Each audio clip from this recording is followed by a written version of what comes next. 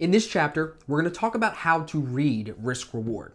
The reason why I wanted to make sure we included a chapter about risk reward is because, number one, some of you, hopefully most of you, understand that before we can ever place a trade, we have to be able to identify what we are willing to lose. That's called our risk. Then, once we know our risk, where we're going to put our stop loss, because every trade needs a stop loss, you guys know that now. Once we know our risk, then we want to make sure we measure the potential reward. Of course, it can always be unlimited, but that's normally not the case. Normally, there's a level, whether it's a high of day, low of day, and we'll get into the key levels in a few chapters, but there's normally a level that we can read that potential reward to. So, understand that we can never place a trade without first identifying the risk. From there, the risk will then tell us if we're going to be able to make 2 to 1, 3 to 1. 1R is identified or defined as your risk. So 2 to 1, 2R would be 2 times that risk. If you're risking 5, that's 1R. Then 10 would be 2R. 15, 3R, 3 to 1, risk to reward. Now, TradingView has great tools to help us measure risk reward. Here on the left side of this screen on TradingView, there's a little measurement box along with a bunch of other drawing tools. In that measurement box, we can click the long and short positions to measure our long trades that we think are going to move up and our short trades that we think are going to move lower. So let's use this as an example. We're looking at a chart here of GBP/AUD on the 15-minute. We're, let's just say, looking to buy this right here at 188.70. That's the price here, 188.69, somewhere like that, 1.8869. That's going to be our entry price. Let's say we want to put our stop loss 19.3 pips away. That's how we read that number at the bottom. If we were to look at this trade, and I'm going to teach you guys how to do this yourself, but experience tells me the first level, key level in our way would be the Asia high, set right there. And remember from the Asian range indicator chapter, we've got that horizontal line that also marks it. So then we take that long measurement tool, put it on the chart, put the entry price right here. We drag the stop loss down to where we want that stop loss to be first. And then we measure the potential reward to that take profit level. Could be yesterday's high, Asia high, could be high of the week, ADR, remember from the ADR chapter, could be any one of those.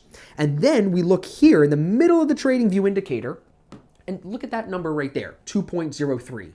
What that means is if we see the trade to fruition with this stop loss in, we could make 2 to 1.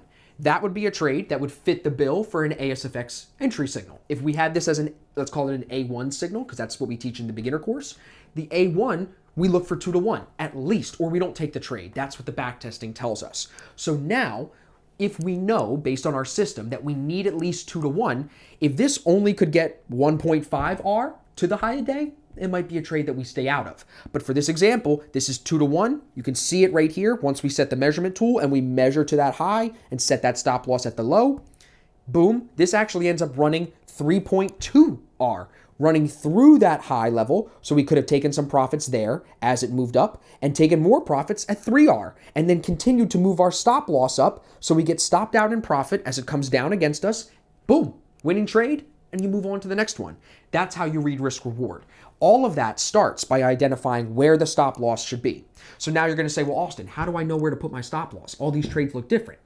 Once we move through more content today and we move into the courses, the beginner and advanced course, you'll see where in the backtesting we've determined to put your stop loss. For the A1 entry, the stop loss always goes at the open price of the candle that you're entering. That's a little nugget right there from the beginner course, the A1 course. When we get you into that, you'll then see it used over and over again. But in this example, this is the close price. This is the open price, remember from the candlestick chapter, because this is a bullish candle right here. So with the open price being here, that's where the stop loss goes. Here's the entry price. And then again, we're measuring the take profit above that because we're buying it. Without reading risk reward, you should not be placing trades. You should never place a trade unless you know where your stop loss is going to go. You got to know your risk as far as distance. This has nothing to do with position sizing yet.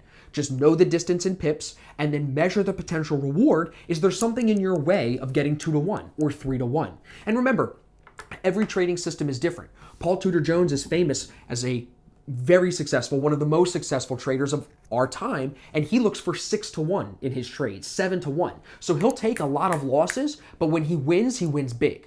That's not the way that I trade. That doesn't align with my beliefs and my psychology. I think for you watching this, it might not align with you either. And that's why you're here at ASFX. In ASFX, we're not looking to lose 7 out of 10 trades. I'm looking to win 7 out of 10 trades at 2 to 1, 3 to 1, and consistently bag those wins. And without reading risk reward, you never know what type of a setup you're getting yourself into. You never know how much you're actually putting on the table to risk. And at that point, you're not trading, you're gambling. So never take a trade without a stop loss. Never even consider placing the trade without first measuring your risk to know where that stop loss should go. So now you understand the indicators that are important, the news events that are important, all of these little nuances that go on while we're looking to trade. Now we're going to move into how to use these indicators to identify trend on the shorter time frame and the higher time frame.